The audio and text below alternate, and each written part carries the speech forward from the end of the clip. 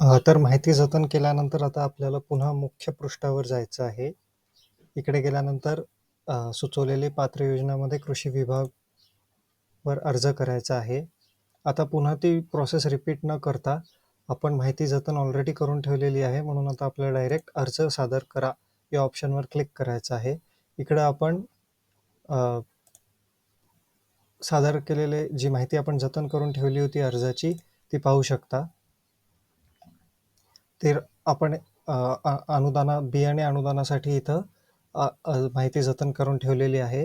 आता ही माहिती आपल्याला अर्ज सादर करायची आहे. म्हणजे आता आपण जर एकापेक्षा जास्त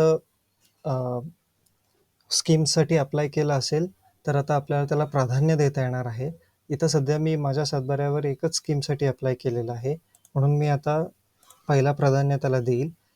समजा आपण सिंचन किंवा ठिबक किंवा अन्य इतर स्कीमसाठी अप्लाय केलं असेल, तर आपण त्यांना वेगवेगळे प्राधान्य देऊ शकता.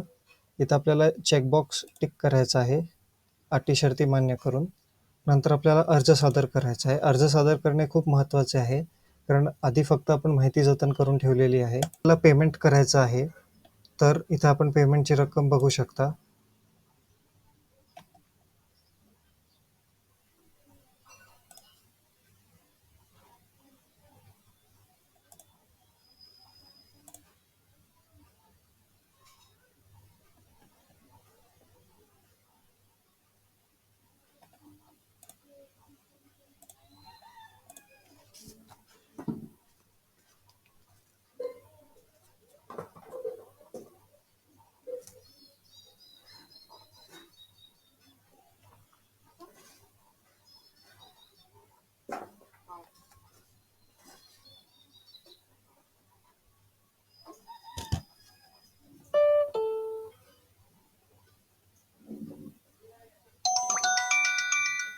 तर आता आपलं पेमेंट इथं झालेलं आहे आणि इथं सक्सेस म्हणून दाखवत आहे.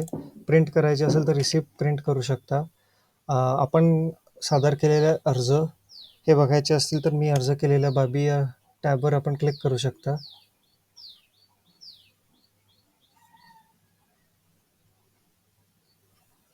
आता इथं अर्जाची प्रलंबित फी काहीच राहिलेली नाही आहे.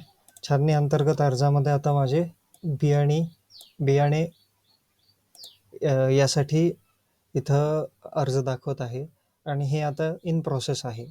आता आपल्या स्कीमचं ॲप्लिकेशन आता आपलं पूर्ण झालेलं आहे. आता यापुढे करायची काही गरज नाही. पोहोचपावती आणि फी पावती आपण या बटन्सद्वारे डाउनलोड करू शकता. सर्व झाल्यावर आपण इथं जाऊन वरती लॉग आउट करू शकता.